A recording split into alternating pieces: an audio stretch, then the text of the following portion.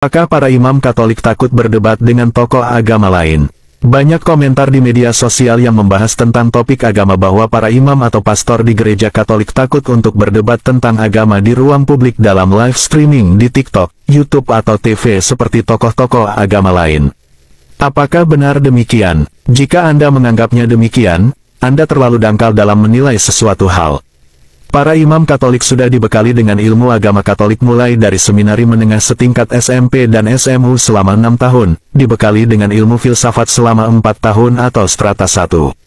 Kemudian belajar teologi, moral, kitab suci, sejarah gereja, Islamologi, Protestantisme, ilmu perbandingan agama, liturgi, antropologi, dan lain-lain setingkat strata 2. Setelah menyelesaikan setara 2 dalam bidang teologi, barulah mereka diperbolehkan mengikrarkan kaul kekal jika seorang biarawan dan ditabiskan menjadi seorang diakon, kemudian baru ditabiskan menjadi imam.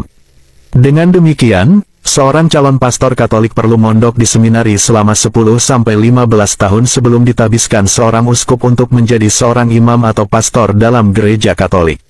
Lantas apa hubungan cerita tentang riwayat pendidikan tersebut dengan tuduhan takut debat? Para imam atau pastor dalam gereja Katolik biasanya tidak terlibat dalam debat agama di ruang publik karena beberapa alasan teologis, pastoral, dan praktis berikut ini. Pertama, para imam Katolik sebelum ditabiskan jadi imam telah yakin melalui studi yang mendalam yang dibarengi keseimbangan dalam doa dan refleksi bahwa iman Katolik sudah final dan percaya diri bahwa inilah yang terbaik yang dianut dan diajarkan kepada umat Katolik dalam pelayanan. Kedua, Gereja Katolik lebih mengutamakan dialog antaragama daripada debat. Dialog bertujuan membangun pemahaman, mempererat hubungan, dan mencari titik temu, sedangkan debat seringkali menjadi ajang kompetisi yang memperkeruh suasana atau menimbulkan permusuhan. Ketiga, menghindari potensi kesalahpahaman. Dalam debat, ada risiko penyampaian pesan yang salah atau dipahami secara keliru oleh audiens. Teologi Katolik yang mendalam dan kompleks seringkali membutuhkan waktu dan ruang untuk dijelaskan dengan baik, yang sulit dilakukan dalam format debat yang singkat dan terpolarisasi yang bisa menimbulkan kesalahpahaman dan ditangkap mengajarkan sesuatu yang sesat atau bertentangan dengan iman Katolik. Karena para imam setelah ditabiskan oleh uskup mempunyai salah satu otoritas untuk mengajarkan iman Katolik secara baik dan benar tanpa penyimpangan. Keempat, menjaga martabat dan kesopanan.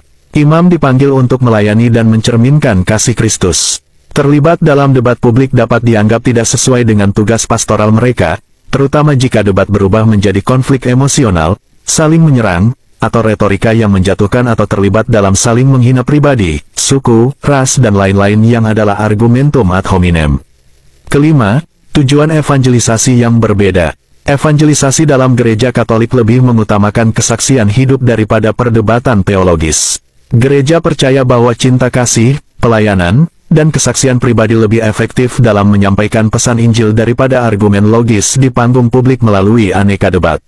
Keenam, penghormatan terhadap kebebasan beragama. Gereja Katolik menghormati keyakinan individu dan hak setiap orang untuk memilih agamanya. Debat yang konfrontatif dapat dianggap bertentangan dengan prinsip ini, karena dapat terasa memaksa atau menyerang keyakinan orang lain. Namun jika keyakinannya diserang di ruang publik, gereja Katolik memiliki ruang tersendiri untuk menjelaskan imannya. Ketujuh, tidak ingin mempromosikan sensasionalisme yang dangkal untuk popularitas diri. Debat publik seringkali menarik perhatian bukan karena substansi teologisnya, tetapi karena konflik atau kontroversi yang muncul.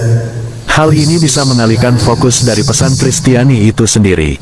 Kedelapan, tugas pastoral yang lebih mendesak. Imam atau pastor seringkali lebih fokus pada tugas-tugas pastoral seperti melayani umat, memberikan sakramen, membimbing spiritualitas, dan mengurus komunitas. Melibatkan diri dalam debat agama dianggap kurang prioritas dibandingkan tugas-tugas yang terkait cura animarum atau pemeliharaan jiwa-jiwa. Apa alternatif yang ditawarkan gereja Katolik selain debat live di ruang publik? Sebagai gantinya, gereja Katolik mendukung bentuk-bentuk diskusi yang lebih mendalam dan tenang, seperti 1. Seminar atau lokakarya bersama antaragama, diskusi akademik di universitas atau institusi keagamaan. 2. Forum dialog yang diselenggarakan dalam suasana persahabatan.